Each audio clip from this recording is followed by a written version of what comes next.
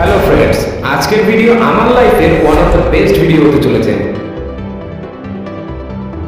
আর আজকের ভিডিওর টপিকটা আমার ছোটবেলা থেকে অনেক পছন্দ ছিল, কিভাবে সৃষ্টি হয় আমাদের এই সুন্দর পৃথিবী। আর এই ভিডিও বানানোর জন্য আমি আজ প্রায় এক সপ্তাহ ধরে রিসার্চ করে চলেছি। ফাইনালি অনেক কষ্টের পরে আমি এই ভিডিও বানাতে সক্ষম হই। আজকের ভিডিওটা পুরোপুরি অ্যানিমেশন আর কিছুটা ডকুমেন্টারি টাইপ। আজকের ভিডিওতে আমি আপনাদের দেখাবো যে কিভাবে আমাদের এই সুন্দর পৃথিবী একদম শুরু থেকে সৃষ্টি হয় আর কিভাবে এই প্রাণী জগৎ থেকে শুরু করে আমাদের সৃষ্টি হয়। সো ওয়েলকাম টু সঠিক জ্ঞান আমেরিকা। চলুন শুরু করি।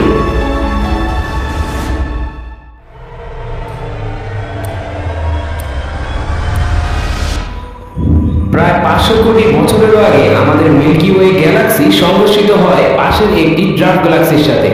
এই সংঘর্ষে অসংখ্য লক্ষ কোটি ছোট ছোট প্ল্যানেটেসিমালস সৃষ্টি হয়, যা আমাদের ভাষায় অসংখ্য ছোট ছোট পাথর। এমনই অসংখ্য ছোট ছোট সিমিলার প্ল্যানেটেসিমালস একই সঙ্গে ধাক্কা খেয়ে খেয়ে আমাদের পৃথিবীর মতো অসংখ্য গ্রহের সৃষ্টি করে। তার মধ্যে একটি আমাদের এই পৃথিবী। এভাবে আমাদের মিল্কি ওয়ে গ্যালাক্সিতে অসংখ্য ছোট ছোট গ্রহ লক্ষ্য করা যায়। কিন্তু একদিন মঙ্গল গ্রহের আকারে অন্য একটি গ্রহ পৃথিবীর সাথে সংঘর্ষিত হয়। সেখানে সেই পাথরের কিছু অংশ ধ্বংস হয়ে যায় আর বাকি অংশ পৃথিবীর রেডিয়াসের মধ্যে চলে আসে। এই জায়ান্ট ইম্প্যাক্টের কারণে সৃষ্টি হয় আমাদের চাঁদ, যা পৃথিবীর সাথে ধাক্কা খাওয়ার পরেই সৃষ্টি হয়। আর আমাদের এই সুন্দর পৃথিবী আর চাঁদের সম্পর্ক ওই দিনে সৃষ্টি হয়। তখন পৃথিবী ছিল শুধুমাত্র একটি বড় আগুনের গোলা, যেখানে ছোট ছোট অসংখ্য পাথর পৃথিবী সহ আর বাকি গ্রহকে বারবারই আঘাত করছিল। আর এই ছোট ছোট পাথরের আঘাত পৃথিবীর অ্যাটমসফিয়ারে পরিবর্তন আনার চেষ্টা করে। যদি ওই সময় আমরা পৃথিবীর ভিতর দেখার চেষ্টা করি, তাহলে দেখা যাবে ভূমধ্যে H2O অর্থাৎ পানি এবং CO2 অর্থাৎ কার্বন ডাই অক্সাইডের সৃষ্টি হচ্ছে, যা ছিল পৃথিবীর আবহাওয়া সৃষ্টির প্রথম ধাপ।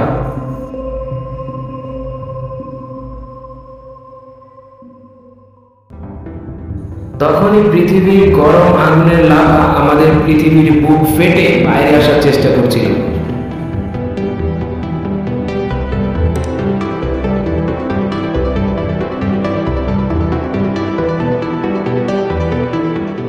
যা থেকে পৃথিবীর বাইরের জল পৃথিবীর ভূগর্ভে ঢুকছিল। আর পৃথিবীর ভূমি গরম আগুনের লাভা হিসেবে উপরে উঠছিল।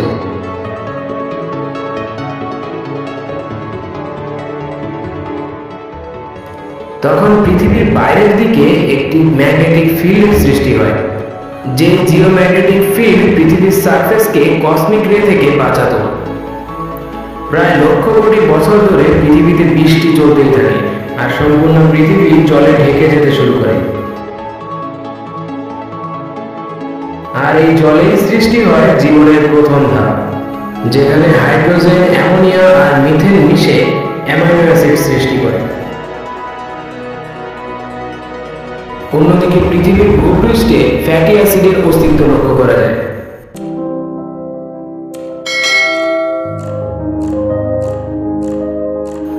যেখানে অসংখ্য ফ্যাটি অ্যাসিডস একসাথে মিশে প্রোটোলাইক মলিকিউলস সৃষ্টি করে। আর এটিই ছিল জীবন সৃষ্টির প্রথম শুরু। পরবর্তীতে এই মলিকিউলসের মধ্যে আরএনএ প্রবেশ করে।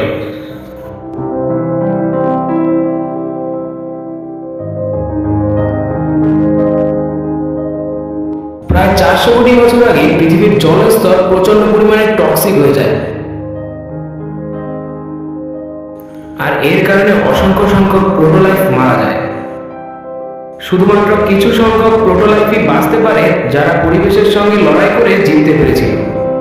পরবর্তীতে অসংখ্য এককোষী জীব একসাথে মিশে বহুকোষী জীবের সৃষ্টি করে, যাদের মধ্যে ডিএনএর অস্তিত্ব লক্ষ্য করা যায়।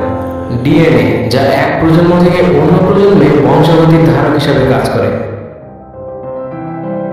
আর এই ডেভেলপমেন্টের কারণে সৃষ্টি হয় সায়ানোব্যাকটেরিয়া। সায়ানোব্যাকটেরিয়া, যা পরিবেশে অক্সিজেন সৃষ্টি করতে পারত। আর এই ব্যাকটেরিয়া থেকেই পরিবেশে সবার প্রথমে অক্সিজেনের আসা শুরু হয়। এমন সময় আমাদের মিল্কি ওয়ে গ্যালাক্সি আর তার পাশের গ্যালাক্সির সাথে সংঘর্ষের কারণে আবারও কসমিক রে সৃষ্টি হয়, যা পৃথিবীর তাপমাত্রাকে সম্পূর্ণভাবে ঠান্ডা করে ফেলে। আর এই সুপারনোভা এক্সপ্লোশনের কারণে আমাদের পৃথিবীতে মেঘের সৃষ্টি হয়। এভাবে ধীরে ধীরে আমাদের পৃথিবী তৈরি হয় জীবনের বসবাসের যোগ্য স্থান হিসেবে। আর এখন আমাদের এককোষী জীব অক্সিজেন নিতে সক্ষম।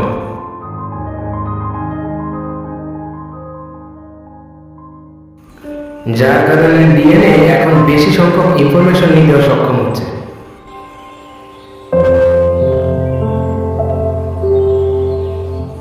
এখন আমাদের ভূপৃষ্ঠে যে সায়ানোব্যাকটেরিয়া ছিল তারা সবাই অক্সিজেন ত্যাগ করত, যা আমাদের বায়ুমণ্ডলের অক্সিজেনের চাহিদা পূরণ করে।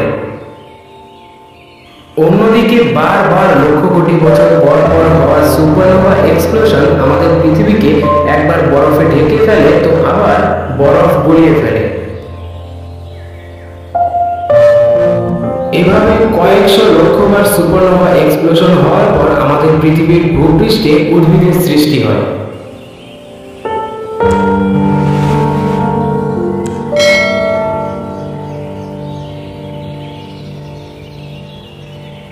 এর মধ্যে আমাদের ভূপৃষ্ঠ ফেটে আমাদের সমুদ্রের জল ভূমধ্যে প্রবেশ করে, যেখান থেকে আজ আমরা জল পান করি।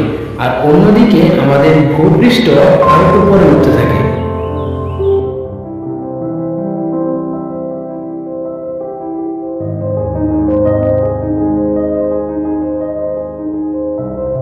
কয়েকশো বছর বৃষ্টি হওয়ার পর আমাদের পৃথিবী সম্পূর্ণভাবে উদ্ভিদে ঢেকে যায়।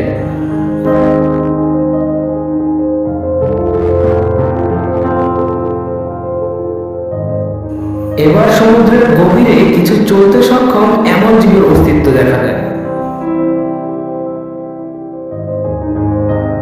এটি ছিল তাদেরই মধ্যে একটি।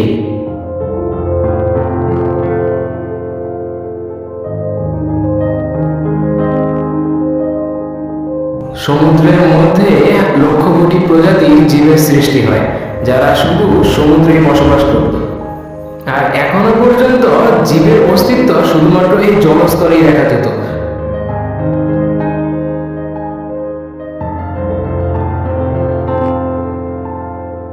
এখনো পর্যন্ত মাটির উপরে কোনো জীবের অস্তিত্বই ছিল না।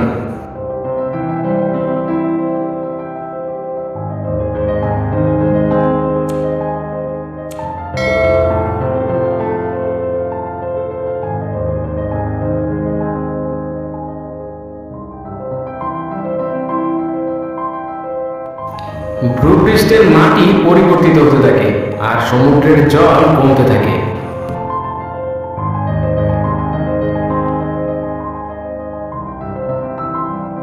চলুন এবার দেখি জল থেকে মাটিতে ওঠা প্রাণীদের ইভলিউশন।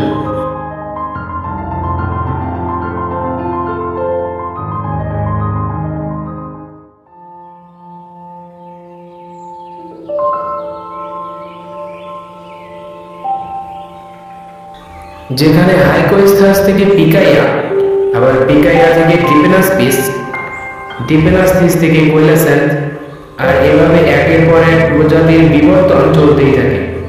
যেখানে কিছুটা কুমিরের মতো দেখতে এমন জীবের সৃষ্টি হয়, যারা চার পা দিয়ে জলে সাঁতার কাটতে পারত। তারপর এই জীব ধীরে ধীরে জল থেকে মাটিতে হাঁটার চেষ্টা করে। আর এই চার পায়ে হাঁটা আমাদের এই পূর্বপুরুষের কাছে হয়তো এগুলো সবকিছুই একদমই নতুন ছিল।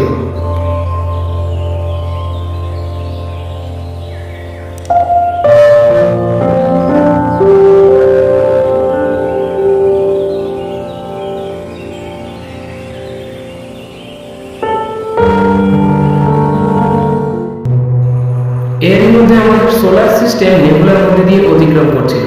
আর তখন আমাদের পৃথিবী অসংখ্য কসমিক রে সম্মুখীন হয়, যে কসমিক রে আমাদের পৃথিবীকে আবার বরফে ঢেকে দেয়। তখন এই পৃথিবীতে জীবদের টিকে থাকা আবার চ্যালেঞ্জিং হয়ে ওঠে, কিন্তু তারা টিকতে সক্ষম হয়।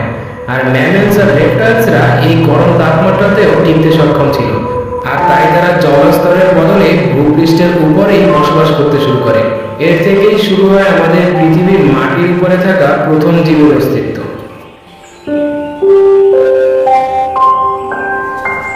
আর যখনই পৃথিবীতে ডাইনোসরের অস্তিত্ব লক্ষ্য করা যায়, এটি ছিল রেপ্টাইলসদের জন্য একটি গোল্ডেন এজ। এর মধ্যে এইচআই আর ম্যাগমার কারণে আমাদের পৃথিবী বারবার বিভক্ত হচ্ছিল, যার কারণে ডাইনোসরদের প্রজাতিরাও বারবার বিভক্ত হয়ে যাচ্ছিল।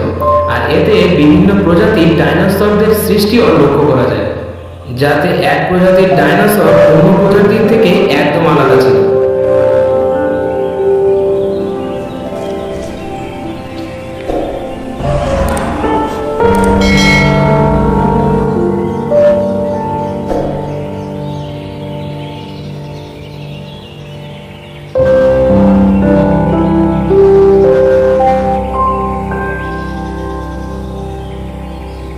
তখনই এক প্রজাতির ডাইনোসরদের থেকে সৃষ্টি হয় নতুন জীবের, যা দেখতে ছিল কিছুটা বানর আকৃতির। আর এটি ছিল বানর জাতের সৃষ্টির শুরু, যারা সাউথ আমেরিকা, এশিয়া এবং ইন্ডিয়ার সাবকন্টিনেন্ট দখল করে নেয়।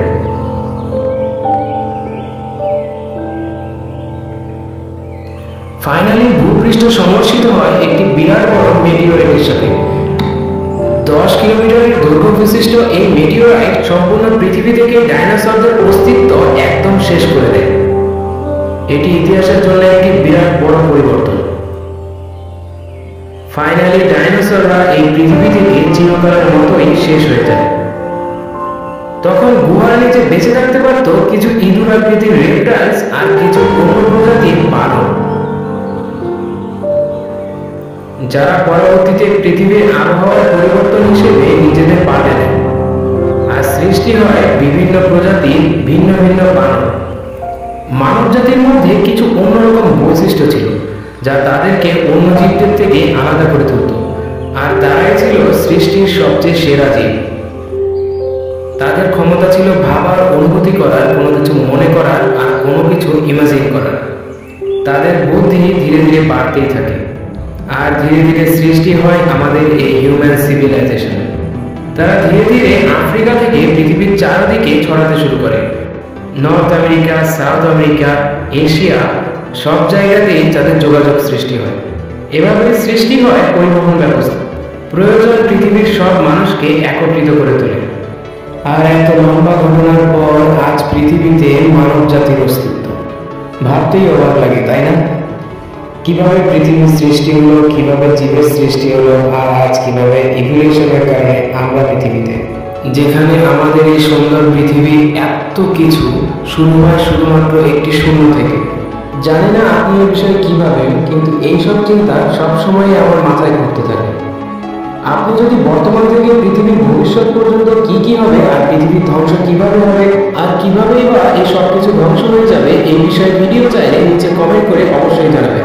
আপনাদের চাহিদা অনুযায়ী আমি পৃথিবীর ধ্বংস নিয়েও একটি ভিডিও বানাতে পারব। ভিডিওটি এই পর্যন্ত দেখার জন্য অনেক অনেক ধন্যবাদ। ভিডিওটি যদি আপনার ভালো লেগে থাকে তাহলে ছোট্ট একটি লাইক দিয়ে আমার মুখে হাসি আনতে পারেন। আর প্লিজ ভিডিওটি শেয়ার করুন আপনার বন্ধু এবং ফ্যামিলির কাছে। এমনই রহস্যময় এবং আকর্ষণীয় ভিডিও